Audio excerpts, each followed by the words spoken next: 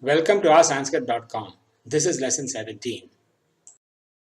In the previous lesson, lesson 16, we looked at the conjugation of the present indicative active and middle of some athematic verbs of class 2. In this lesson, lesson 17, we will look at the imperfect, the optative and the imperative, both active and middle, of some verbs of class 2. Like the present indicatives, the imperfect also has guna strengthening, if capable of it, of the radical vowel in the three persons of the singular active. One important thing to notice here is that the short r prefixed to the tense stem in the imperfect, called the augment, combines with any following vowel irregularly to form the vriddhi of the vowel instead of the expected guna. This is true of both thematic and athematic verbs. The imperfect active of the class 2 root E, go, is given here. The duals and the plurals look strong with the same I as the singulars because of the rule on vriddhi instead of guna given above. The I of the singulars is A plus A. A is a guna of E. The I of the duals and plurals is A plus E. Note the sandhi in the third person plural. I plus an is ayan, and the first person singular. I plus is ayam.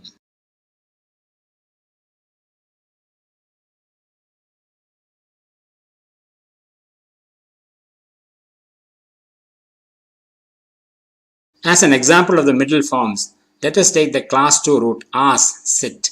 Note, like in the present indicative middle, the third person plural comes without the in the ending that occurs in the thematic cases. So asata and not asanta.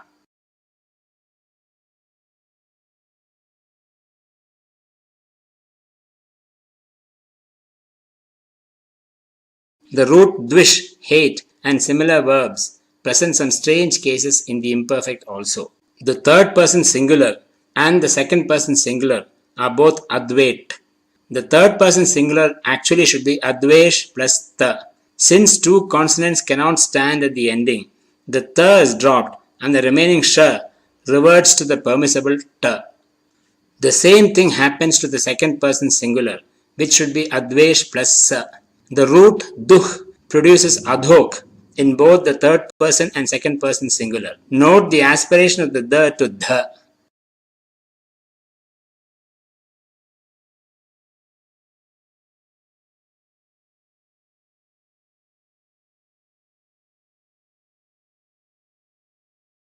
The imperfect of the common root as b is given here.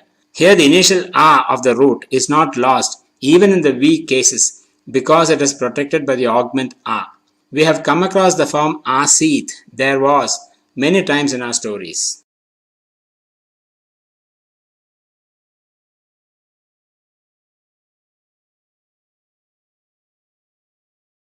We learned in lesson 10 that for thematic verbs, the optative took the mode sign E for both the active and the middle voices. For athematic verbs, the mode sign is still E for the middle voice, but for the active voice, the mode sign is Ya.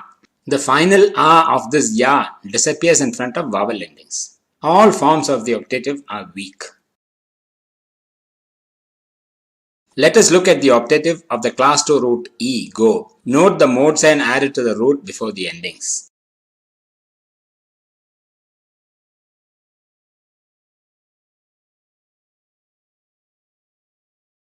As an example of the middle, let us look at the root A, sit. The root dvish, hate, gives dvishyad, etc. for the active and dvishita, etc. for the middle. The root duh, milk, produces duhyad, etc. for the active and duhita, etc. for the middle.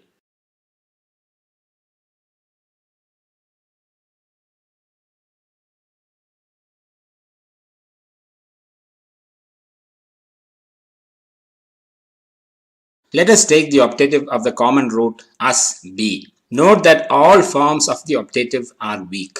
While dealing with the present indicative active of us be in lesson 16, we said that the weak forms lose the initial a of us.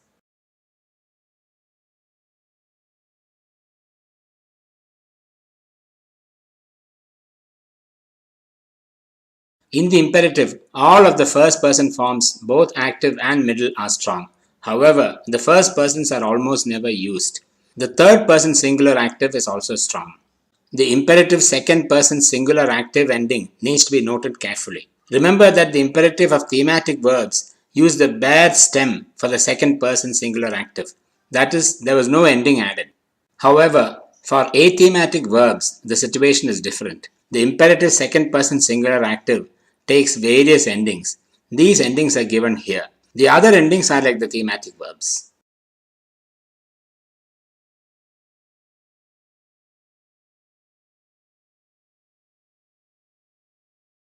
Let us take the imperative of the class 2 root E, go. The third person singular is strong. Note the guna strengthening here. Note the first persons, they are all strong. Note, the first person forms of the imperative, both active and middle, are hardly ever used. In fact, the first person forms are not original. It looks as if the first person forms did not exist for the imperative in the early stage of the language, and the classical grammarians borrowed the forms of the defunct subjunctive for making the imperative complete.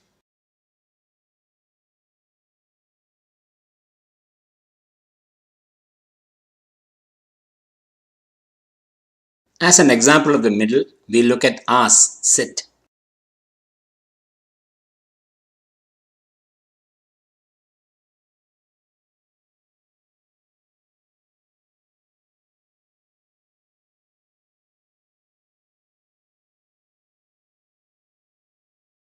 The forms of dvish, hate, and duh, milk, are given here.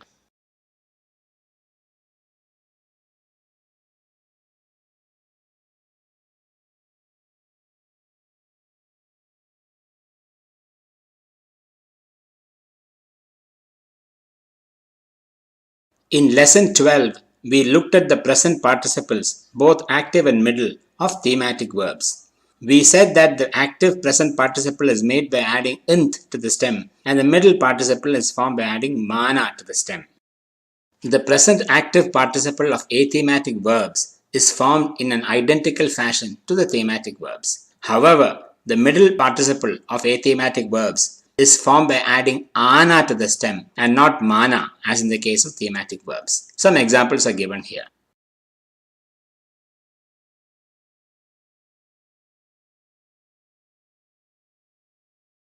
This is the end of lesson 17. In this lesson, we looked at the imperfect, the optative, and the imperative of some verbs of class 2.